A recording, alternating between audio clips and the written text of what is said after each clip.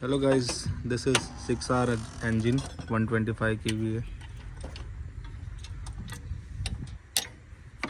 Piston seized due to no water in the radiator. We are opening the DG set and we'll check how many pistons have been seized.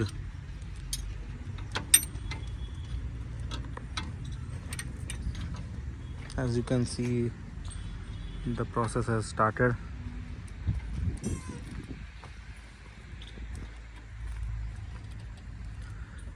For overhauling, we have to open the tappet cover first,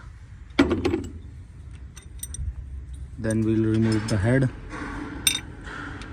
and after removing the head we will know how many pistons have been seized.